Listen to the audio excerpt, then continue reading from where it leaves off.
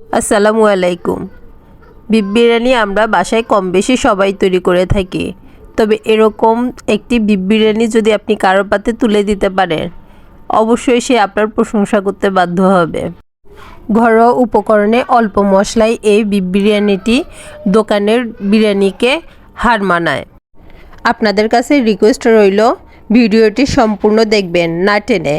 তারপর এই recipe follow করে বিরিয়ানিটি তৈরি করবেন আর আমার কমেন্ট বক্সে আপনাদের এক্সপিরিয়েন্স শেয়ার করবেন। আজকের বিরিয়ানিটি আমি 1 কেজি পোলাও চাল আর 1 কেজি গরুর মাংস দিয়ে রান্না করব। পোলাও চাল দিয়ে আমি প্রথমে পোলাও তৈরি করে নিব। পোলাও তৈরির রেসিপি আমার চ্যানেলে আছে, আপনারা সেটি দেখে পোলাও তৈরি করে নিতে পারবেন। বিরিয়ানির জন্য আমি প্রথমে মাংস ম্যারিনেশন করে নিব। এখানে 1 কেজি মাংস আছে। সাথে নিয়ে নিচ্ছি 1 চা চামচ রসুন বাটা, 1 চা চামচ আদা বাটা, 5-6টি এলাচ, 1-2 টুকরো দারচিনি, 5-6টি লং, 2-3টে তেজপাতা, 1 টেবিল চামচ শুকনো মরিচের গুঁড়া, 2 টেবিল চামচ গুঁড়ো দুধ, 1 চা চামচ গোলমরিচের গুঁড়া, লবণ পরিমাণ মতো, এখানে 1 চামচ ব্যবহার করেছি, আর জয়ফল জয়ত্রী, হাফ জয়ফল আর 2-3 টুকরো জয়ত্রী, এগুলোকে আমি বেটে নিয়েছি পানি দিয়ে। এবার মাংসগুলোকে সবগুলো মশলা দিয়ে ম্যারিনেশন করে নিব। একে একে সবগুলো মশলা দিয়ে দিব, দিয়ে এগুলোকে খুব ভালোভাবে মাখিয়ে নেব। যেহেতু আমি জয়ফল জয়ত্রী বাটা দিয়েছি, এজন্য আপনাদের দেখানোর জন্য যে জয়ফল জয়ত্রী রেখেছি সেটি সরিয়ে ফেলছি।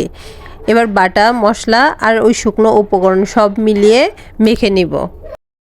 সবগুলো মশলা খুব ভালোভাবে মেখে নেব যাতে মাংসের গায়ে খুব ভালোভাবে লেগে যায়। মাখানোর শেষে এর মধ্যে দিয়ে দিব হাফ কাপ মতো সরিষার তেল। এখানে আমি সরিষার তেল ব্যবহার করেছি। সরিষার তেল ব্যবহার করলে টেস্ট ভালো আসে। আপনারা চাইলে সয়াবিন তেলও ব্যবহার করতে পারবেন, তবে আমি প্রেফার করব সরিষার তেল ব্যবহার করতে। তেল দেওয়ার পরও এটিকে খুব ভালোভাবে মেখে আধা ঘন্টা ম্যারিনেশনের জন্য রেখে দিব। এর চাইতে বেশি রাখতে পারলে খুব ভালো, 1 ঘন্টার মতো। আজকে আমি যাতে তাড়াতাড়ি হয় এজন্য প্রেসার কুকার ব্যবহার করছি। তবে আপনারা যদি প্রেসার কুকার ব্যবহার করতে না চান, তবে নর্মালি যেভাবে গরু মাংস রান্না করেন ওইভাবে রান্না করে নেবেন। ওইভাবে টেস্ট খুব বেশি ভালোভাবে পাওয়া যায়। মাংসগুলো প্রেসার কুকারে দেওয়ার পর বাটি ধুয়ে কিছুটা পানি দিয়ে দিব, যাতে মাংস সিদ্ধ হয় ওই পরিমাণে পানি দিব। মাংসের গায়ে গায়ে পানি থাকে ওই পরিমাণে পানি দিব। যেহেতু আমরা মাংসটি প্রথমে কষিয়ে নেইনি, তাই অতটুকু পানি দিলেই যথেষ্ট। পরবর্তীতে মাংস থেকে আরও কিছু পানি বের হবে। এবার ঢাকনা লাগিয়ে প্রেসার কুকারটি চুলায় বসিয়ে দিব। শীষ আসার পর 15 থেকে 17 মিনিট চুলার উপর রাখবো, আর চুলার আঁচ থাকবে মিডিয়াম হিটে। শেষে চুলা বন্ধ করার পর ওই অবস্থায় প্রেসার কুকারটি রেখে দেব। যখন সম্পূর্ণ গ্যাসের চাপ কমে যাবে তখন ঢাকনা উঠিয়ে দেখব মাংস সিদ্ধ হয়েছে কিনা আর পানি কতটুকু আছে। যদি পানির পরিমাণ একটু বেশি থাকে তবে চুলায় দমে রেখে সেই পানিটি টেনে নেব। এত সময় রাখার ফলে মাংসগুলো খুব সফট হয়ে যাবে এবং খেতেও খুব ভালো লাগবে। এদিকে মাংস হতে হতে আমি পোলাও রান্না করে নিচ্ছি। পোলাও রান্নার সম্পূর্ণ ভিডিওটি আমার চ্যানেলে দেওয়া আছে। এখানে আমি সম্পূর্ণ ভিডিওটি খুব ডিটেলসে দেখাতে গেলে ভিডিও অনেক বড় হয়ে যাবে। এজন্য আমি এটি আলাদা ভিডিও তৈরি করেছি, আপনারা সেখান থেকে দেখে নিতে পারেন। পোলাও যখন রান্না হয়ে যাবে তখন পোলাওগুলোকে অন্য একটি পাত্রে ঢেলে কিছুটা ভাপ সরিয়ে নিব।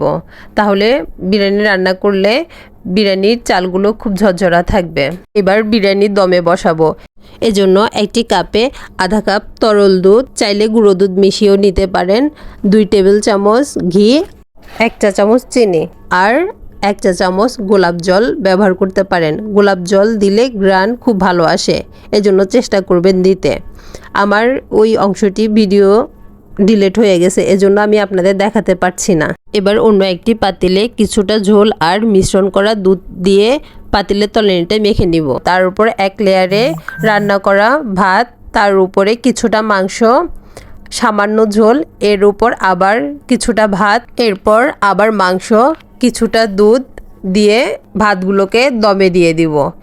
এভাবে আধা ঘন্টা একদম চুলার লো আঁচে দমে রেখে দিব।